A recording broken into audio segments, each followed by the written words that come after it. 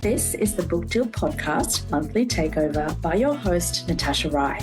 I'll be bringing you even more debut and seasoned authors as they talk about their path to publication.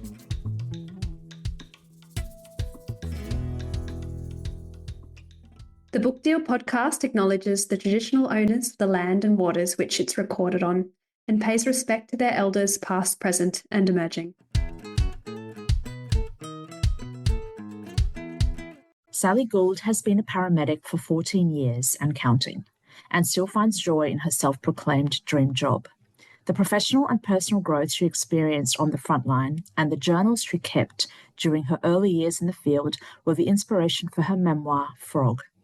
Her draft manuscript won the narrative nonfiction category in the 2023 ASA-CA Award Mentorship Program. When she's not in uniform, Sally can be found tutoring paramedic students or immersed in her writing. She spends the rest of her days off nurturing herself through running, bushwalking, baking, attending the theatre, and spending time with family and friends. Sally lives in Sydney with her husband and their 2 children. Hello, Sally Gould. Welcome to the Book Deal Podcast. Good morning, Natasha. How are you? Yeah, I'm well, thanks. How are you? Oh, I'm fine, thank you. Thanks for joining me today. Just wanted to talk to you about your memoir, Frog. Yes. And maybe some publication journey stuff and, just a bunch of other things that I think are very interesting. Sounds good. So how do you feel about giving me your elevator pitch for Frog? Not my favourite thing to do. I should have been prepared for this one, but I'm not. Frog is my story from when I started as a university ride-along paramedic student up until when I become an intensive care paramedic. So I think it's told through the lens of all the patients that I see, well, a bunch of the patients that I see over that time period, but it's much more about my growth as a clinician and as a person throughout that time period. That was pretty good. Yes, nailed it. We're off to a good start. Look, I've read it and I absolutely loved it, as you know, because I was messaging you the whole time I was reading it. I just think it's amazing because it helped me really get an insight into what a typical shift might look like, or even a non-typical shift, and just the pressures that you're under when you're working in that very high stress situation. So I loved reading it to just get that insight. Parts of it were really hard to read, I'll be honest, because of the case studies that you include. But again, it's all that unique kind of perspective into your world, I guess, your working world. Yeah, I think that was one of the goals when writing the book is I've really enjoyed opening the doors, so to speak, on the ambulance and showing people my version of what it's really like. Yeah, not the glossy TV version, but, really put the reader inside my head. And you did. So thank you for that. Now, I've heard you speak about your book, and I know that it came out of a diary that you kept for many years. Is diary the right word? Yeah, when I started as a university student, we had to keep a clinical log of all the patients that we saw just to tick off that component of the placement. But I felt like that was so objective and it wasn't covering near enough of the experience. And I wanted to capture everything. Maybe that's the writer in me. I wanted to capture the way the paramedics walked and how they carried their gear and what they spoke about between jobs and the way they joked and their dark humor. And so I kept my own journal or diary of my time in that initial placement, just trying to capture all the weird and wonderful things I was seeing. And at what point did you start to look at your entries and reflect on it and feel that maybe you would like to have them published?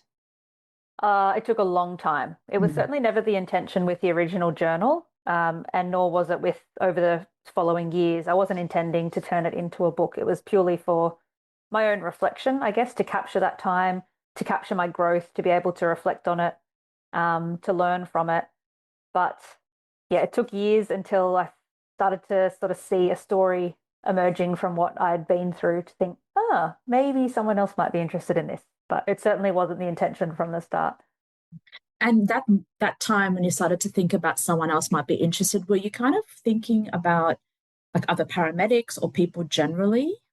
It was limited. I thought my colleagues would probably really like this because I thought they could relate to it. They'd see themselves in it. And that's kind of where my imagination stopped at that point, just thinking, oh, my colleagues would probably enjoy this. And then I allowed myself to dream a bit and I thought, oh, maybe like other emergency services and frontline workers. And then I thought, oh, well, maybe their friends and family might enjoy the insight. And it wasn't until I sort of got in contact with people within the industry that they said, oh, no, there's a much bigger audience for this, that I really allowed myself to realize that. Yeah. Oh, wow. So then what was your kind of next steps from those kind of conversations? How did you begin to go into that publishing journey? I think from the start, I just wanted to turn the book into a fully fleshed out book. And that was just a dream I had for myself and just a goal I set for myself. It certainly wasn't a publication dream from the start. It was just, I've got all these anecdotes, these stories, these memories that I've captured. I want to write about it. I want to flesh it out. I want to turn it into some sort of whole story with narrative arc and character development. And I am the character. And I just enjoyed setting myself that challenge. And so it wasn't, I'm going to get this published. It was, I just like to see in a hobby space where fleshing all of this out and learning the craft of writing a bit as I go, where that gets me. So that was the very start, was just this strange dream that all my friends thought I was a bit crazy for thinking I was just going to write a book. They're like, why? Why would you write a book? I was like, well, why not learn something new? So how did you figure out how to do all of that? Like, the character arcs, the narrative arc.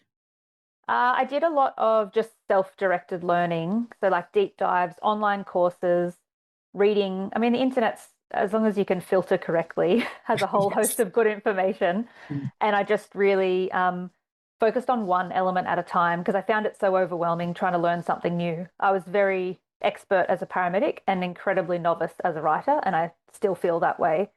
But I just did one thing at a time. So perhaps my focus might be on dialogue. And so, for a number of weeks, I do this deep dive on how to write dialogue and how to capture people's voices and how much is too much and where it needs to go and what the purpose of it is. And then I'd do a full edit of the manuscript just based on that lesson I'd learnt. And then I'd go on to the next one. Oh, wow. I mean, so that sounds both thorough and sort of painful. Oh, yes. Oh, yes. I don't think I did it the easy way. I think I just dove in and then was like, oh, I probably need to actually learn some technique to this. And then was sort of trying to backlay all of the learning I was doing onto the manuscript that I had.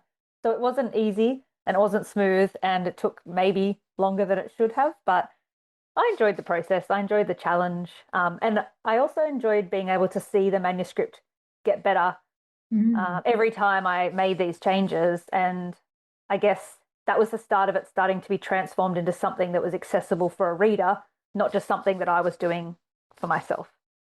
Yeah. And all the kind of research that you did and the learning, are there any courses or websites that you remember that were particularly helpful that you wanted to share now? You don't have to. That's putting you on the spot question. No, that's all right. I found this lady, Wendy, who did a course on memoir writing for geniuses. I found a few of her resources quite useful. I also lent on the Australian Society of Authors. I signed up to all of that and did a deep dive of all their stuff, which was super helpful. And the Australian Writers Centre as well had some courses. So just like local, accessible, some free, some paid, but yeah, quite accessible from my lounge at home where I was doing my hobby writing. Nice. And so do you remember like kind of what length of time you took to do this kind of element by element manuscript structural rewrite edit? I'd say probably the most part of a year. So I spent a year. The problem was I hadn't learnt that you're supposed to sort of, well, they say get it all out and then do an edit. I was doing a whole lot of editing as I went because the perfectionist in me is like, you can't leave something messy. So I hated moving on to something until I'd tidied. If I did it all again, I'd probably do a bit more of a dump and then fine tune from there. So I was doing a bit of an edit as I wrote. And so that's why it probably took me over a year to write the initial manuscript and then another year to do all of this fine tuning before I felt I was ready to let anyone else sort of see it. Yeah. Yeah. And that also is a very much kind of emerging writer, debut writer process as well. Like, especially because so many of us write in the dark or in secret. Yes.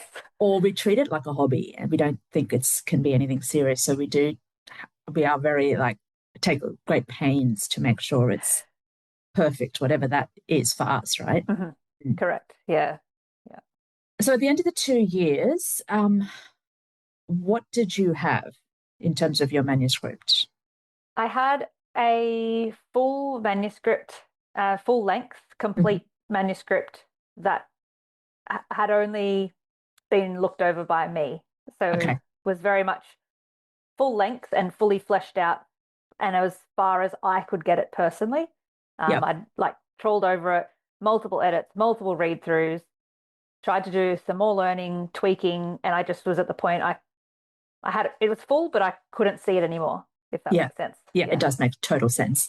And, I talked to other writers about this idea of the character arc. And I know you just said earlier that you were the character, so to speak. So with your arc, without giving too much away, there is a strong mental health component and a sense of, I don't know what the right word is, like a sense of coming into yourself in your identity as a paramedic. Like, I'm not saying that happened. I'm trying not to give anything away. I'm saying that there was the definite search for that. Were you consciously aware of that type of arc for for yourself as you were looking at your case histories, or did that emerge kind of in the process? Interesting question, because I started writing the book a lot earlier than the recent go I had at it. So maybe 10 years ago now, I started writing, and the stuff that happened in the book hadn't really happened yet. And so it would have been a very different book. I ended up losing 20,000 words because I didn't save it. And the computer just died and took that. So I had a bit of a break. And I think in that time, like a little bit more life happened. And that's where, I toyed with the ending because I wrote the book chronologically because that's how I had the diaries and journals that I was turning into this story. And I toyed with the idea of just not including that as an element for a while, just thinking, is it too much or was it too close to the end and all these sorts of things. And then I had a look down sort of hero's journey and all that type stuff and thought, this is just made for this. So yeah, it kind of fell into place itself. It wasn't forced. The timeline wasn't played with. It was just the way I cropped the end of the book made it sit in the structure that it currently is at. Yeah. Okay. So very much time and life have shaped it in a lot of ways, just like you would if you're writing fiction, if you left it alone for a few years and you came back to it with fresh eyes. So I'm trying to make a tip out of something that you've said, which is if you give something time, you can really see the potential of growth in it or changes, right? Yeah. Yeah. And I think if I noticed a lot of times I was trying to push something or trying to make something fit and it didn't. And I think the more space I gave it, it sorted itself out in a weird way. Yeah. So once you couldn't see it anymore, as you say, who did you show it to? The very first person was actually my sister. And they say, don't show it to people you know, because they'll just say, oh, this is amazing. But I've got a very unique sister in that she's incredibly frank and honest, and I love her dearly for that. She's widely read. She's not a paramedic, but she is my sister. And I just said to her, like, I know you'll tell me if this is absolute garbage. That's what I want. And she knows there is no sugarcoating in my family. There's no niceties. There's no softening hard messages. It's just the truth. So I felt very comfortable showing her, knowing that she was going to tell me the truth, which she did. And one of her first bits of feedback was, you sound like a psychopath. Oh, God, okay.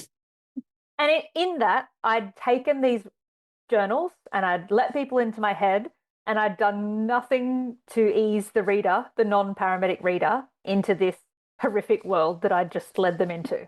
Yeah.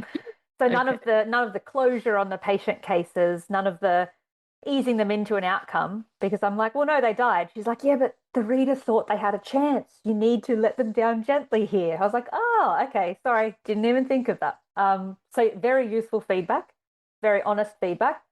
But also kind of gave me a bit of confidence to think, oh, okay, she didn't think it was trash, and I know she'd tell me if she was like, this is not worth pursuing. Yeah. So she was the very first person. Okay, great. So you took the I'm a psychopath feedback. And so I worked with it. So you did. So you changed elements at that point? Yeah, it was Yeah. still an early draft, and she was still very much doing like wide brushstroke feedback. It wasn't anything fine tuning. I just said to her the general, I was after like pacing and what stories are working and what aren't and that type of thing. And yeah, she gave me that feedback. And yeah, it gave me the confidence because the next person, I actually got a manuscript assessment done. I'm pretty sure it was through the Australian Society of Authors, and that's a paid service. And they looked at, maybe it was the first chapter. I just remember it being a really short piece and just being like, is that enough? Is that enough for them to know? And that was the first time I'd got professional feedback, and I found that very difficult. Yeah. Oh, okay. What was difficult about it? It was difficult because I because it's my life, like it's memoir. It's not something I've made up. It's not something I've dreamt of. It's my life. And when someone criticizes that and the way you've written about it, or the way even feels like an attack on the way you responded to something in life or the way you felt about something, which is not. It's totally not. But it felt a little bit like an attack, and maybe I wasn't ready for that. And I went through this distinct process of like that denial of like, no, they're wrong. They don't know what they're talking about. That's not the right feedback. They've misunderstood where I was coming from, getting very defensive about it. And then I'd sort of sit with it for a bit. And then I'd come to this realization of like, as I processed it, okay, it makes a bit more sense. Maybe they know what they're talking about. Then I turn into like overwhelm of like, I don't even know how to start changing all the things they've suggested, and then overcoming that and coming out with a better manuscript. Looking back, and also now that you are kind of more accustomed, I guess, to feedback from professionals, did sitting with it, giving it some time, kind of help you see that maybe some of it might have been useful, or that you could use it in some way that felt good or right for your manuscript? Yes, yes. I found my natural instinct was to just dismiss it and ignore it because that felt safest. It was protecting me from hurt and from hard work. And I'd sit with it, and I'd normally wrestle with it for, a week, maybe 2 weeks. And it'd just be on my mind, ticking over, expanding it into different areas of the book, seeing what would change if they were actually right. And every time I got feedback, I'd get to the end of it and realize they were right. They knew what they were talking about, and the manuscript was better for it. But I've now learned to build in that time because I know I'm going to have that same response every time. Not as Sure. dramatic and not as difficult a wrestle because I'm more open to it. But now I know, okay, give yourself the first few days to be angry at whoever gave you the feedback, to be confused, to be in denial. Give yourself however long you need to wrestle with it and whether it's useful, and then trust that you'll actually come out the other end.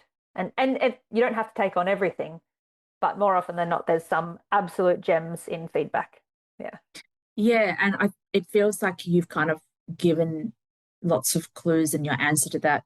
But I was wondering about that, like how you take feedback on when you're writing memoir, because as you said, these are things that have happened in your life and part of your experience. So, and correct me if I'm wrong, but it sounded like how you do it is you really can pull apart the elements in terms of they're critiquing the style and the way you've positioned the story, not the story itself, right? Yes, yeah, and to distance it, they're not criticizing my life, the way I responded to things, the way I feel about things, how I process things. They're criticizing the way that the effectiveness of that translating to the reader's understanding of it. And there's a massive difference to that, I think. Yeah, and that helps you come back to it with the kind of a different set of eyes, that it's, as you said, it's not critical of you as a person. Yeah, and then to say, well, if it's not coming across the correct way to the reader, thanks for flagging it because this is what I mean and this is super important. It also strengthens your belief in what you want to stay untouched in the manuscript. I think that's also another thing. I learned as I went that I can take some feedback and some of it I can say no and have a reason for saying no to, and because I want to stay true to however I wrote it or whatever happened or whatever it may be. But yeah, I became a bit more decisive about what feedback was useful to me and what wasn't. Yeah. Which is a tough lesson because, especially new or debut writers, you don't really know like what you can push back on or whether you have the strength or the courage to go no, because are you going to like make someone angry or yeah. It's a hard one. It is. And I had a delightful editor, Meredith Rose, who I worked with through Simon and Schuster, and she is an absolute gun. I've never met anyone that works so efficiently and quickly and accurately. Very, very clever woman, and also doesn't sugarcoat things. So that worked well for me because she just come at me with it. But she made it very clear. She said, you can say no to any of these suggestions. They are my suggestions.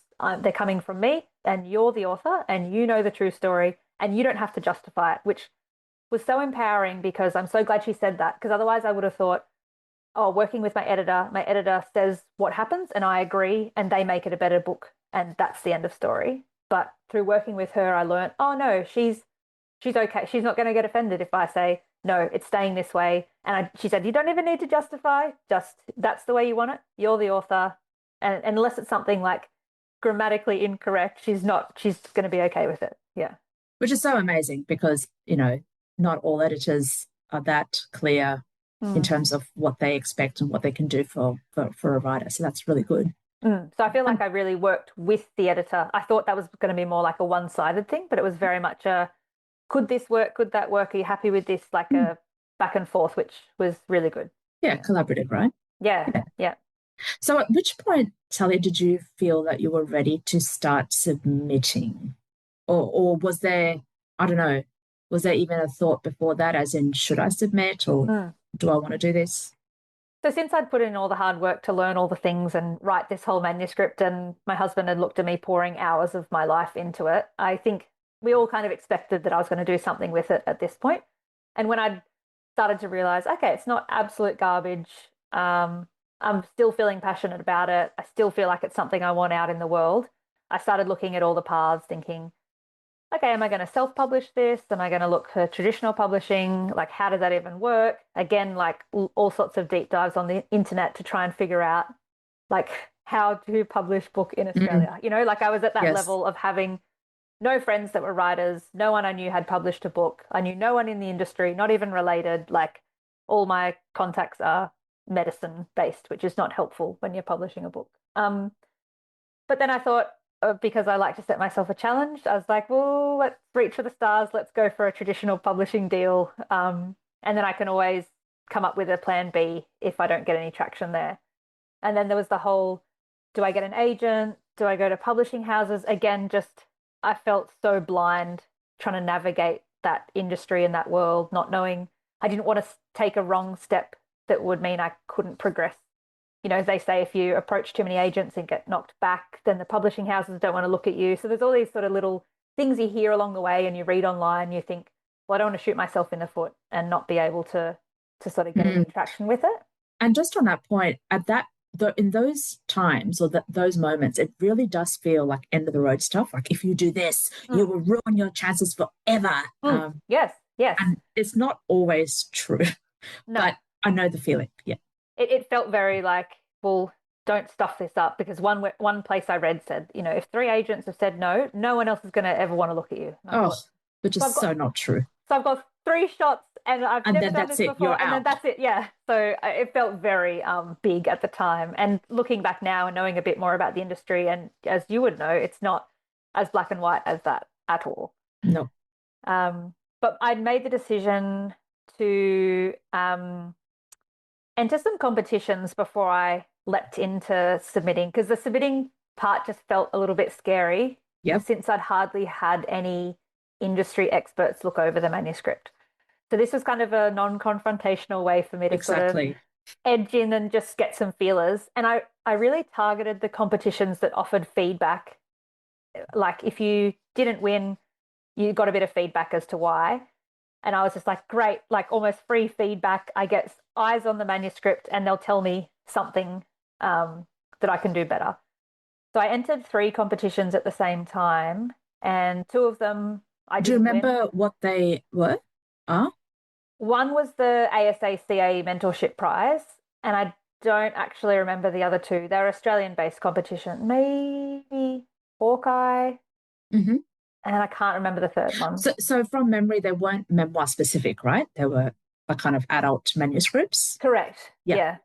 Yeah. And that's the other thing, just trying to I'm very meticulous at reading all the instructions, but there's so many and they really want you to follow those guidelines about what you submit and whether you're eligible and you've done all the components. And I think that's a really important important part, that you can easily make sure you're doing the right steps when you're submitting, because there are some really tight guidelines on some of them. So yeah, I submitted to the three around a similar time. I'd also checked that you could be submitted to each of them while being submitted to others, because that's another trick for young players. Yes. Some of them say you can't be submitted to anyone else while you're in this competition, and other things. So I got some feedback, which again, I went through my same process of being like, oh, they don't know what they're talking about. They've only read the first 5 pages, or, whatever. But I ended up actually winning the narrative nonfiction component of the ASACA Mentorship Award Prize. Amazing. Which was exactly what I needed. I didn't know it at the time, but it meant a 12-month mentorship with like a person in the industry. So I worked with a publisher, and there was no guarantee for any deals at the end. And my particular publisher was from a publishing house that wouldn't publish my book anyway. But she was sort of memoir specific. And we didn't even need the whole 12 months. She said my manuscript was super tidy when she first got it, which I was like, yes, all the hard work has paid off, and all those ridiculous amounts of edits and rereads and whatnot. So she was really impressed with how tidy it was. But she did some really important work with me around the passing of time and anchoring things in time, which is just another lesson I needed to learn. And again, just that accessibility for the reader. We tightened a few things, clarified a few bits of terminology and things, just to make it super accessible for everyone. And then we finished up maybe after about 8 months, and she's just like, I really believe this should be published. It's going to be published. Now go, kind of thing. So she incredible. That must have just really lifted you, like, to hear that from a professional, to say this is publishable and it should be. Yeah, published. I probably cried, or could have cried, or all those things, because it was the first time I'd heard, and maybe the first time I'd believed that, okay, there's something in this, and someone with industry knowledge believes in me as well. So she was sort of like, I can introduce you like to some agents if that would kind of help, which was, I think, beyond her scope. She was very lovely and helpful. But that kind of led to a few no's from some agents, which at this point, it feels like you're burning each chance every time you get a no. But I ended up just having this sort of, I don't know, a gut feel about an agency, which is now A4 Literary. And I submitted just in their like general submissions. So no introductions, no head starts, just online portal, was open at the time. I read all of the criteria, made sure I submitted exactly it, and then just sat in that waiting of who knows.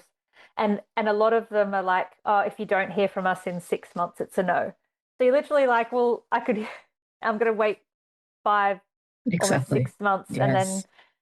and then give up the hope. Yeah. It's just a no if I hear nothing. It's such a difficult process. And when you look at, if you do that each time, because you're not submitting to multiple people at once, you think that could be 2 years, 3 years gone, just submitting, waiting, hearing nothing, letting it lapse, going to the next one.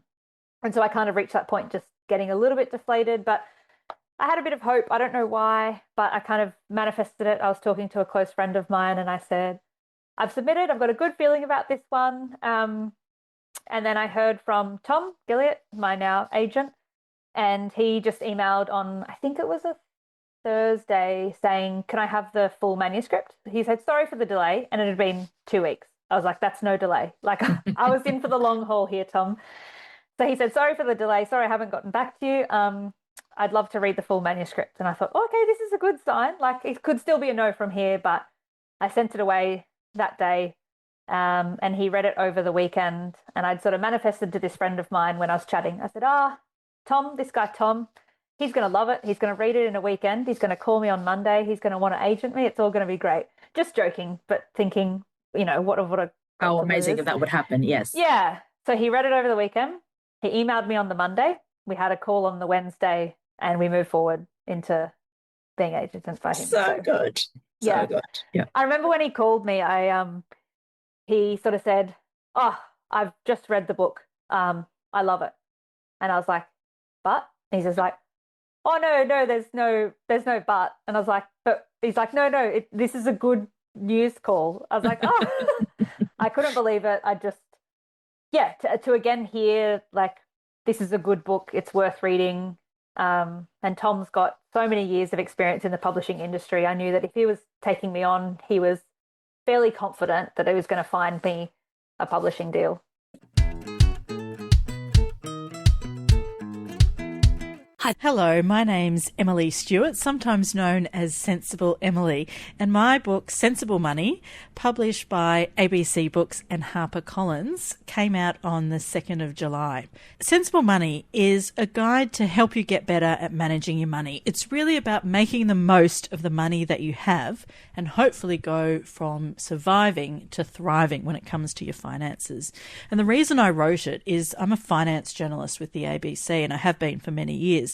And I've reported on and spoken to a lot of people who have suffered during this cost of living crisis. People are really struggling, and there was a real need for a book that provided the skills and the information for people. As well as the experience with finance reporting, I've also got the education to back it up. So I've got Commerce and Arts degrees. I've also done a Masters of Business Administration at Melbourne Business School. And I'm one of the truly independent money experts. There's no brand deals or advertising. It's all just about getting the best information. So I've really put everything I know about a whole lot of money topics, how to get the best deals on things, ideas for saving, how to save up for a house and sort of that process of purchasing a house, how to sort out your super, get out of debt, all those key issues that were not taught in school. And many money books tell you exactly what to do, right down to the product that you should buy. But I really wanted mine to be different. I wanted to empower people so that they had the skills to make their own financial decisions. So it's all about giving people skills that will last them their lifetime. And it could be life-changing for people. I got my book deal almost as my second child was being born. So I wrote it with a newborn and a toddler. So I understand what it's like trying to balance the family budget. So happy reading and stay sensible, everyone.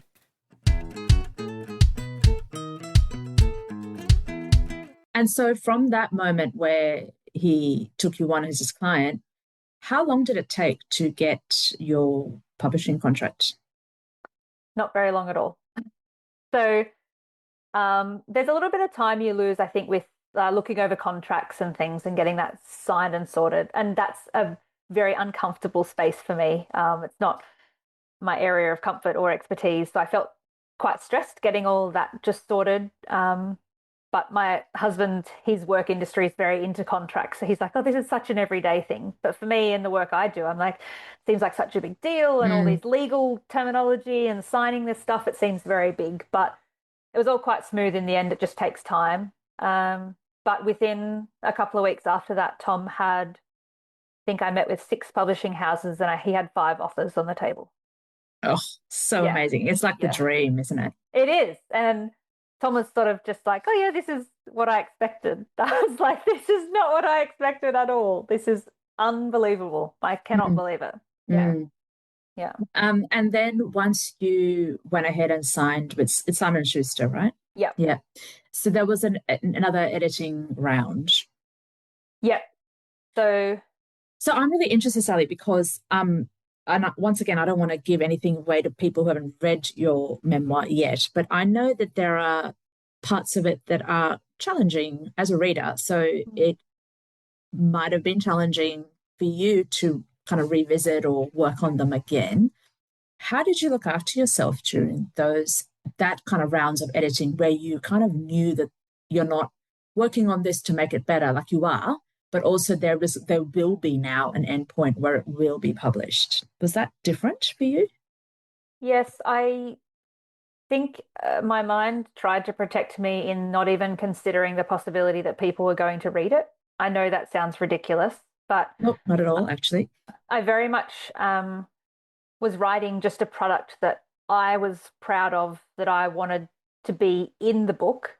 And that's as far as I sort of allowed myself to think. I didn't want to go down the rabbit hole of what's this person going to think, or what's that person going to think, or what is anyone going to say about it, or what's everyone's opinion going to be about it, because I just knew that's actually out of my control, and all I could control was doing my best to create a finished product that I was happy with, that was authentic and genuine, and that, yeah, I'd be proud to say, yes, I wrote that. And that's as far as I think I allowed it. And it wasn't until I submitted the final manuscript after the final sort of proofread that I had this moment, and I thought, people are going to read this.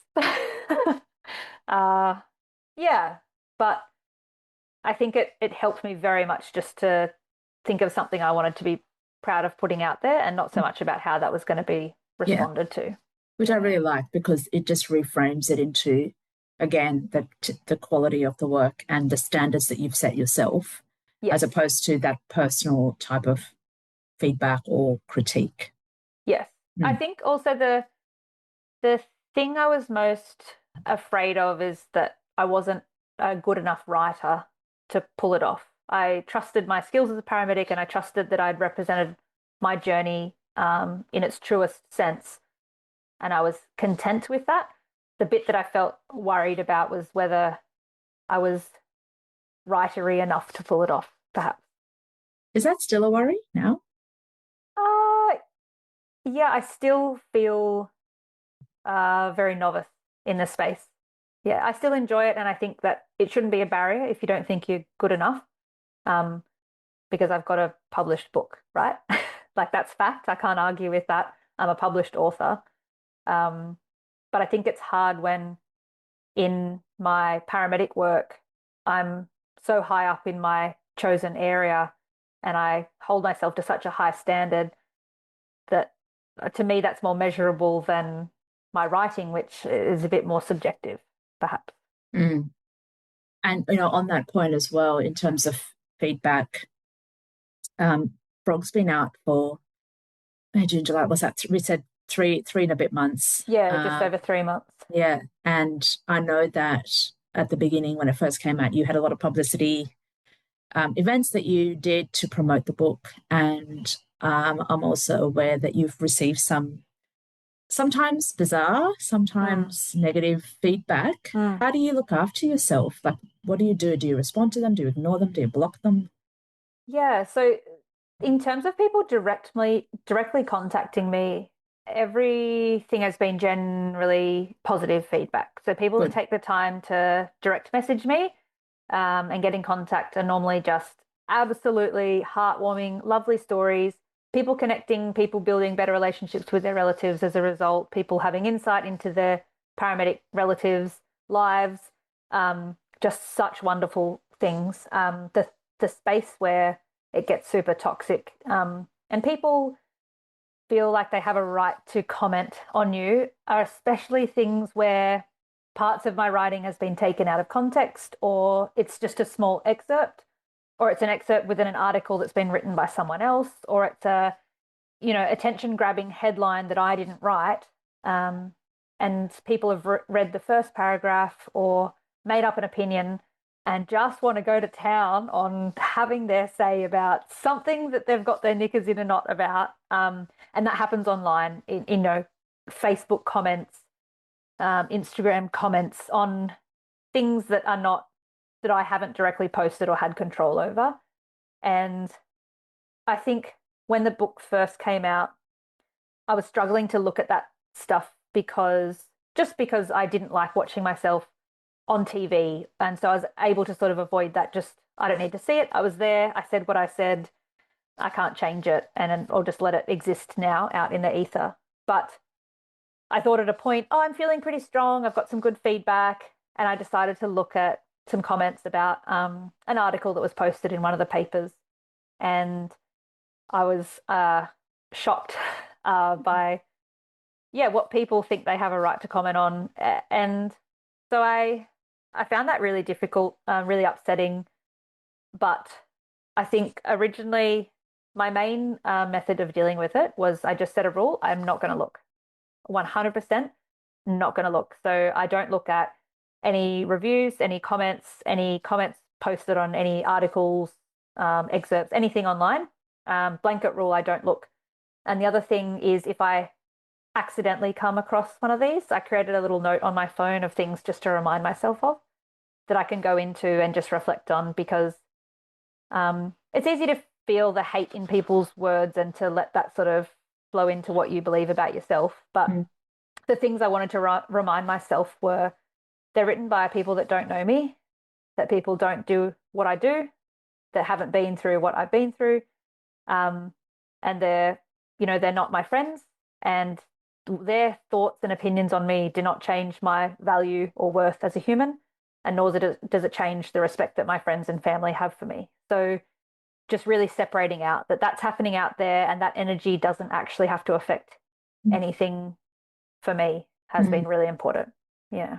Yeah. And, like, I really, when you initially shared you didn't share the actual feedback, but you said you'd received some kind of negative feedback. I was so shocked as well, because I was thinking how, like, I don't know, it's just when people write memoir, and especially when you're writing not just about your vulnerability, but helping and supporting people in their most vulnerable, intense moments, it's like, how can you hate that? I just don't understand. So I really, yeah, go on. I also thought that the feedback that was going to upset me the most would be like writing feedback, because that's what I felt most vulnerable about. I haven't received any of that. Like, if someone came at me and said like, oh, the pacing of this chapter was terrible and this was poorly described or whatever, great. Like, I'd love to look into that, because when I write my next book, it can be better because of that feedback. But none of it is constructive criticism or about writing. It's just like, it's me abusive. as a person. Yeah, me as a person has apparently offended some people who don't even know me. So, yeah. And, just that, I mean, I'm in my head, I was calling it an evidence log of like all the things that mean that this feedback isn't worth your attention or your time. Also, all the other feedback that you've received from people you don't know, who are like, I love this, and I understand that this is, my family members' experience, and that I hope goes somewhere as well to kind of alleviating the hurt from the toxic stuff. Yeah, it's thankfully, far outweighs the toxic stuff, but just reminding myself that it's never going to be worth giving those people the time of day or not even a second of my time to look at the comments. Yeah. It's just not worth it. Good advice. And I'm really sorry that was part of your experience, because it's so hard, A, getting a book published, B, being visible like that. So yeah, it sucks. Yeah, it does. But I think it says a lot more about them than it does about me. Oh, for sure. Yeah. But yeah. So what does your writing practice look like now?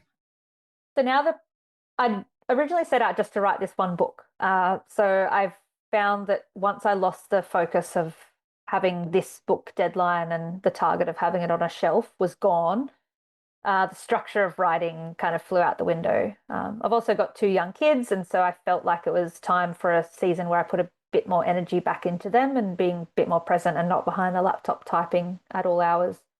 That said, I've got so many ideas ticking over in my mind. And for a month, I did just do like a daily thing, and it was just to sit down for 10 minutes, because I know if I convince myself to sit down for 10 minutes, it will often turn into more than 10 minutes.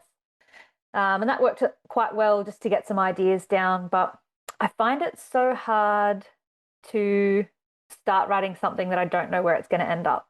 And that's just part of my personality, is that until I've got a fully formed idea, I find it hard to chip away at anything, because it feels like there's potential it'll be lost time.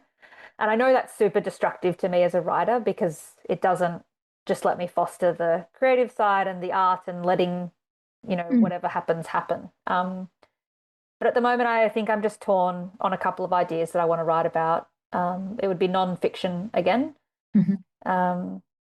So just on that point about writing when you don't really know where it's going, do you try and plot then, or at least have, how because you mentioned with Frog, you discovered, or you worked specifically very consciously on arcs. So with your ideas now, like, is that a possibility, or are the ideas still too new to figure that out yet? I think they're too new. So I'm in that phase of trying to play around with ideas, and occasionally I'll just flesh out a scene because I feel like particularly drawn to it. But I'm just not sure where it's going at the moment. So I don't know. I can see that's making you uncomfortable. I'm uncomfortable, but I'm trying to remain curious about it. Yeah. So this is a very different experience then, because Frog obviously came out of journal entries and reflections on your clinical practice. So this sounds like a very different approach, even from the beginning, because you're not physically, but you're actively sitting down to write something. Yeah, sounds quite different. Yeah, with Frog, I had the fleshed out full journals from the ride along. And even for years after that, sometimes it would just be like a couple of words on a little notepad about a job, but I remember the job exactly. So reproducing that was not hard, whereas this is just, I don't know, so much more open. It's so much more, to explore and decide what I want to put on the page. Yeah. And I know this is just very newish ideas, but in the ideas, is there a temptation or a desire to revisit paramedicine?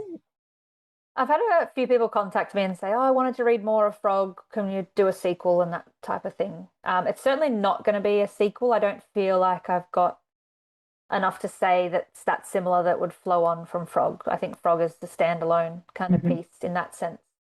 I also think that's part of the thing I'm trying to figure out, is that the paramedicine is so much of my identity and plays such a role in my life that, half of my days are days on at work and half of the days at home where the other life kind of happens. So how do you write about that stuff in life without the work, which makes up such a huge part of my time throughout the week? So yeah, that's another balance I guess I'm trying to find. And maybe it's harder because I'm now thinking about what a reader would like to read. With Frog, I didn't have that thought. I just had, I'm writing this for me because I want to. And now it's ruined it, but you get what I mean. When you you have additional things you have to consider now. Yeah, that makes it more complicated and puts more weight on it, and just means you're thinking about more things as you go instead of just enjoying writing. Yeah, for sure. And we just got time for a couple more questions. So, how have your colleagues and peers received Frog? Yeah, really, really well. I've had nothing but good feedback, thankfully, from them. A lot of them, some will private message and just say, thank you so much for including the elements that you did, because they can resonate with it, but they hadn't had the courage to speak up about it or to label it or to get help for it. And I think that's super rewarding. Colleagues that have spoken to me see themselves in the book, and that was the purpose. Not that it was my story, that it was just a paramedic story, that every paramedic has done jobs similar and can see themselves in that space. So yeah, visibility, right?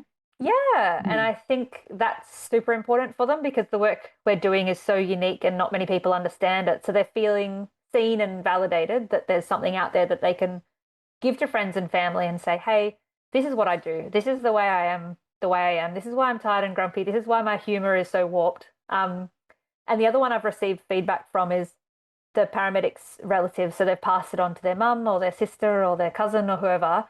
And they've passed on all of their messages saying, oh, mum said that this should be mandatory reading for all relatives of paramedics and those types of things. So that's been wonderful. Amazing. Yeah. I love that.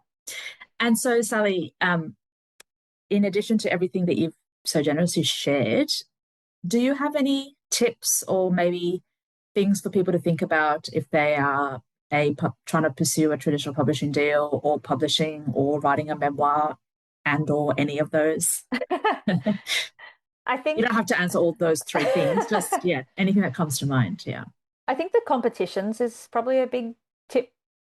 It was just such a good starting point for me that felt non-threatening, but a way that I could access feedback and start getting a little bit of traction. And it felt like, a good place to start. So I'd say if you're in that phase and you're not, for whatever reason, not quite ready to submit, want a bit more advice or feedback, do those online manuscript assessments, do the competitions, and just start getting that little bit of feedback, and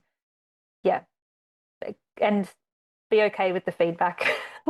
Yeah, I mean, if you give yourself time with any type of feedback, you allow it to sink in. And especially, I think that really harks back to what you were saying before. If you don't know anyone in the industry and you don't have writer friends or community yet, that's a really nice way of getting some feedback, right?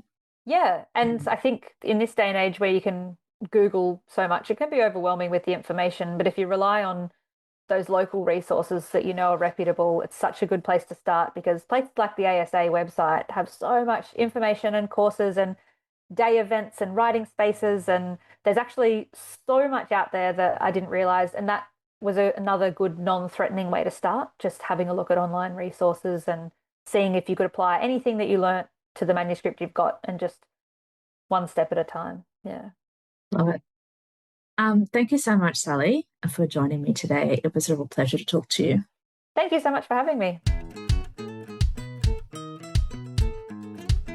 Having listened to my chat with Sally Gould, there's one theme that really struck me, and that is the intention that I'm setting for listeners who are working on a project or who are thinking about getting into a project over the next month. So, time. So Sally talked a lot about the time that she takes after she gets feedback, the time that she took to work on her manuscript, and time seems to be a theme that has come up for me personally over the last few weeks as well. So here is the intention. You can use time in any of the following ways if you are working on something. So taking a break from your manuscript, giving it some time to prove, if you will, and then coming back to it to have a look at it. So if you have just finished something, maybe you could leave it aside and come back to it at the end of the month. If you are not working on something, maybe you could return to something old. So something that you've worked on previously and you haven't looked at for a while, have a look now. Maybe use the next month or the next few weeks to come at that with fresh eyes and see what comes up for you. What do you notice? What are some things that you can polish or improve or make better, or what leaps out at you? And that is, of course, the benefit of time. And if you are working on something and you're right in the middle of it and you don't have the capacity right now to put it aside, how about looking at how you treat time in your manuscript? So Sally talks a little bit about one of the aspects of her manuscript that was really helped by her mentorship was about anchoring her story in time. So have a look at your manuscript and see how you've anchored your story or plot in time. And in our next catch-up, Madeleine, Tina, and I will be chatting about this intention and how it kind of influenced our work. Thanks. Thank you for listening to the Book Deal podcast. If you enjoyed this episode, please subscribe to the pod so you can receive updates as soon as our new eps drop. And to keep up to date with what the pod is doing, you can also find us on Instagram.